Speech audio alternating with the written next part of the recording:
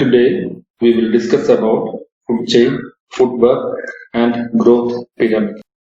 In an ecosystem, often organisms are related and that relationship is by way of eating others and are being eaten by others. Through this process, energy is transferred from primary producers to other levels of organisms and finally to decomposers. These successive levels of movement of energy through different levels and the connection between organism by way of food chain is called trophic chain. Food chain is otherwise called trophic chain. This is a diagram showing trophic level. Here we can see different levels of organisms: primary producers, primary consumers, secondary consumers, third level consumers, and lastly decomposers. If you see this, energy flow is from primary producers to decomposers. During each step or each level, there is loss of energy.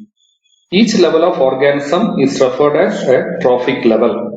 When the energy moves from one trophic level to another, there is a loss of 10% of energy. The ultimate source of energy is sun, and this is what is happening in trophic levels. The flow of energy from different trophic levels or through the first trophic level. This one is called first trophic level and this is the final trophic level. The movement of energy from first trophic level to second and to third to fourth to five. This is called energy flow in an ecosystem.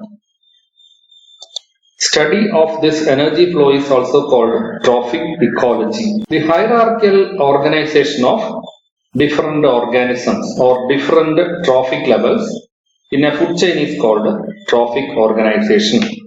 You see this chart from producers, then it goes to herbivores, primary carnivores, secondary carnivores and tertiary carnivores leading to decomposers.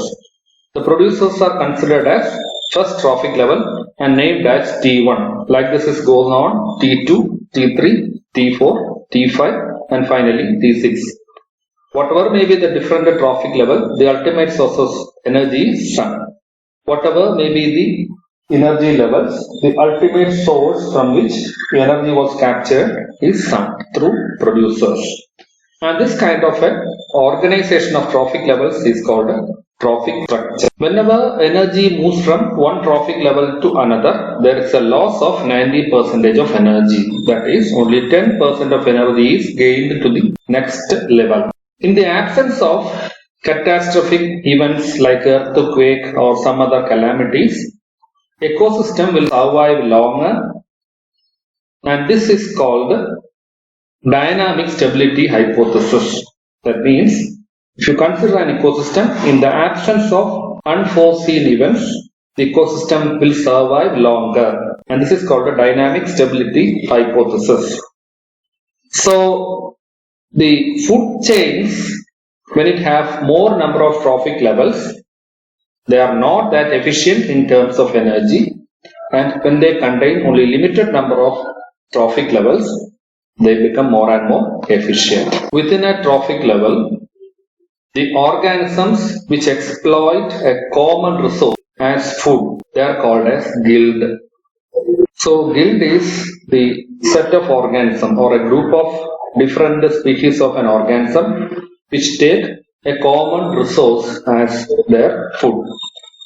Based on the organisms which are present in the first trophical level or first trophic level, food chains are classified into three types. Food chains are classified into grazing food chain or browsing food chain, auxiliary food chain and detritus food chain. What is a grazing food chain? Grazing food chain is otherwise called browsing food chain, or the structure of a grazing food chain contains prototrophs, grazing or browsing herbivorous animals, carnivorous predators and decomposers. Plants followed by insect or rodents, then amphibians, lizards, snakes, birds, and then comes the carnivorous animals. This is the typical pattern of a grazing food chain. The major point is at the first level there is grazing the major point is this ecosystem starts from grazing organism or from plants, then it comes to grazing animals or herbivores, then it proceeds. So at the baseline it starts from producers and hence it is called a grazing food chain. If you see this diagram, and it is the case of aquatic, it's an aquatic ecosystem, and here we can see the green algae as the producers, followed by mollusk, then larvae, and then fish. This is a typical grazing food chain in case of aquatic environment. Grazing food chains can be either a parasitic food chain or a predatory food chain. In parasitic food chain, after a producer, it will go to a series of parasites, or from a producer, then there will be a herbivorous animals followed by a parasitic chain. Or it can be like this: producer, then there will be a herbivore, then there will be a carnivore, and from the carnivore it will go to a parasitic chain. But in the case of parasitic food chains, the number of parasites will be much higher than the host, as many of the parasites are too smaller and they will occupy a common host. And the second group is called a predatory food chain. These are a typical food chain, and from the lower trophic level to higher trophic level there will be progressive decrease in number of individuals.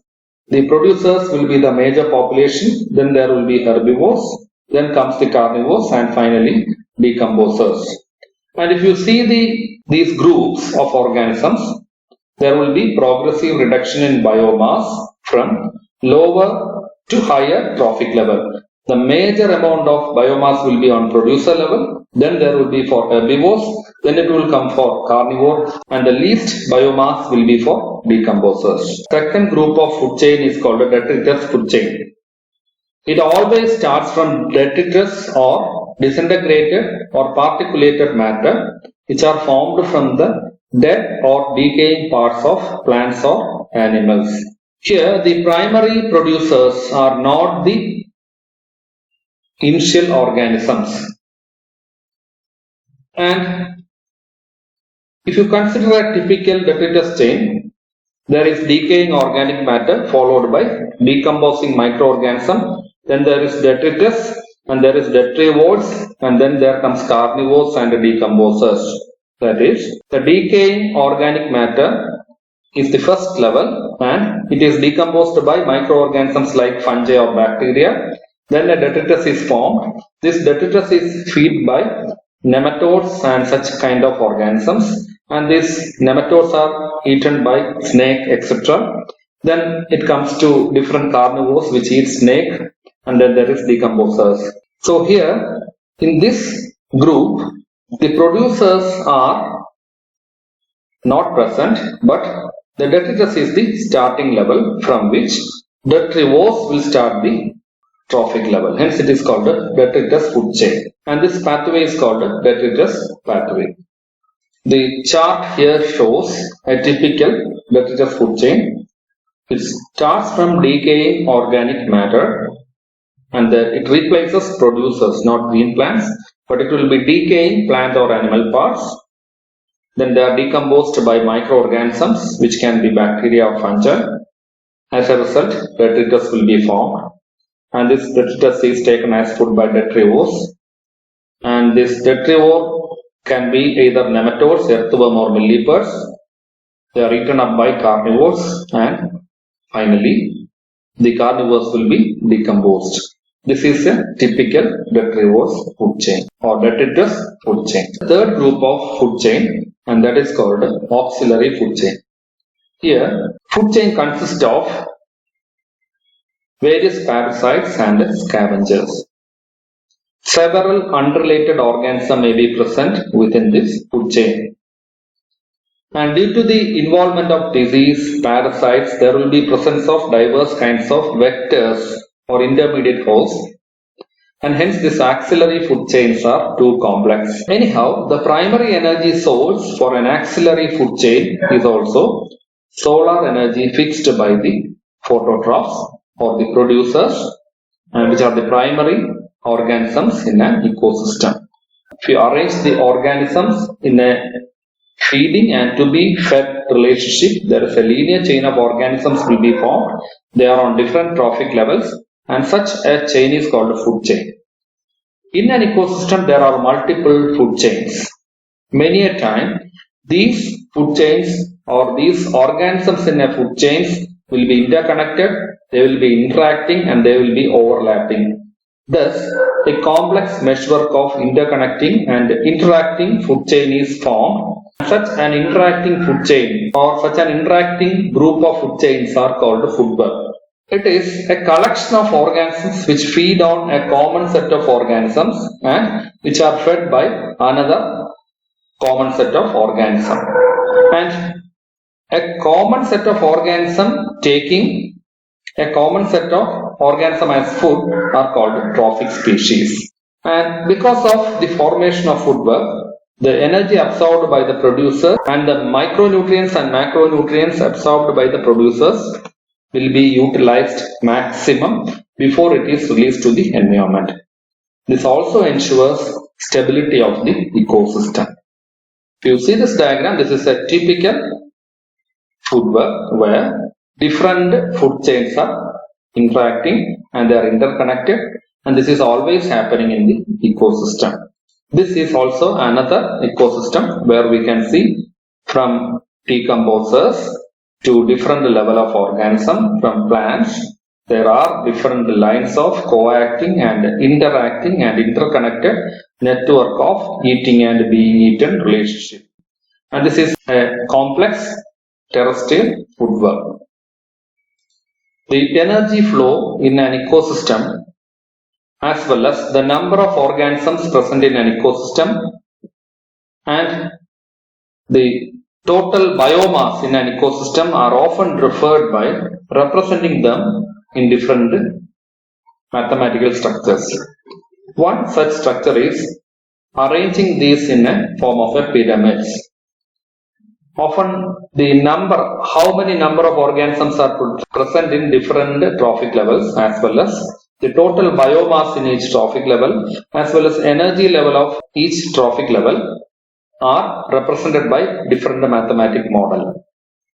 This was first introduced by Charles Elton, and Elton arranged different groups as bars and they are produced one above the other in the form of a pyramid, and this is called Eltonian pyramid, and this was invented by Charles Elton. Later on, this Eltonian pyramid, which are made up of different bars, are modified as a typical pyramid. And now it is very efficiently used in representing different parameters of an ecological pyramid.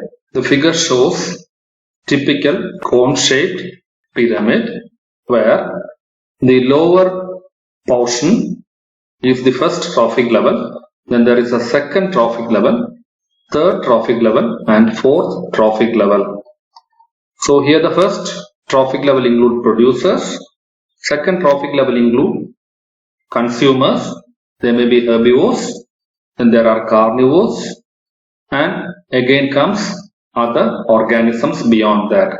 In the case of a terrestrial ecosystem, the pyramid will be upright, and this is an upright pyramid. But if you go to parasitic ecosystems, the number of hosts will be limited and the parasites and hyperparasites will be more, hence the pyramid will be inverted. So biological pyramid can be either upright or it can be inverted. Depending on the data what an ecological pyramid is representing, they can be pyramids of energy, pyramids of biomass, or pyramids of number. The diagram represents a typical pyramid of energy. Here the producers are the lower trophic level, they have the maximum energy, and when it comes to decomposers, energy is very much limited. So pyramid of energy represent energy level and energy flow in an ecosystem, and there is progressive increase or decrease of energy is observed from higher trophic levels to lower trophic level, depends on whether it is a parasitic food chain or it is a terrestrial chain. And this is the typical diagram of a pyramid of biomass, where the biomass is more in producer level, then it will be limited in consumer level, then again it is less in second level of consumers, and it's least in tertiary consumers. And this is represented by, or in pyramid of biomass, the value what we take is dry mass of the biomass, or the unit energy produced in an unit area, and this is represented by weight per unit area or energy per unit area. In terrestrial ecosystem, the pyramid will be upright like this, and in the case of aquatic system, often pyramids are inverted. A pyramid of number represent numerical relationship between different trophic levels of a food chain. And in this diagram we can see the representation of numbers, and the number of producers will be more if it is the case of a terrestrial ecosystem. But when it comes to the case of parasitic food chain, the pyramid of number will be inverted. The pyramid of number is upright in the case of a predatory food chain or a terrestrial food chain, but it is inverted in the case of a parasitic food chain. In this session, we discussed about what is food chain, what is food web, and what are ecological pyramids. Thank you very much for your patient listening.